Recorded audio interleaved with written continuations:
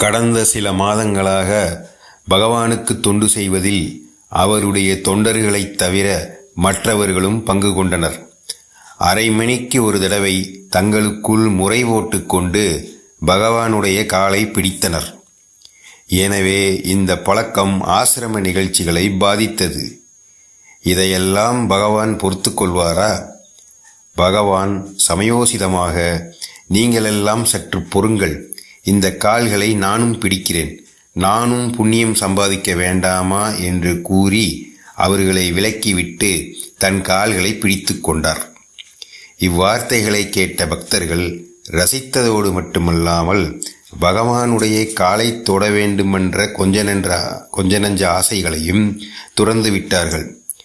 பகவானுடைய வார்த்தைகள் அதற்கே உரிய ஒரு தனி குணம் கொண்டவை. பாருங்கள், அவருக்கும் புண்ணியம் வேண்டுமாம். அதை புரிந்து கொள்பவர்களுக்கு எவ்வளவு நாசுக்காக உணர்த்தியிருக்கிறார். இந்த சமயத்தில்தான் ஓய்வு பெற்ற வயதான நீதிபதி ஒருவர் பகவானிடம், சுவாமி, குருவின் பாத சேவையில் நானும் பங்கு கொள்ள வேண்டும் என்றார். அதற்கு பகவான், அப்படியா, ஆன்மாதான் குரு. இப்போது உங்களுக்கே 70 வயதாகிவிட்டது.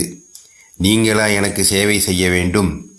போதும் போதும், இன்றிலிருந்து உங்களுக்கே சேவை செய்து கொள்ளுங்கள். நீங்கள் சும்மா இருந்தாலே போதுமானது என்றார். இதைவிட அரிய உபதேசம் வேறென்ன இருக்க வேண்டும்? ஒருவன் சும்மா இருந்தாலே போதும் என்பதை மிகவும் சாதுரியமாக எடுத்துரைத்தார்.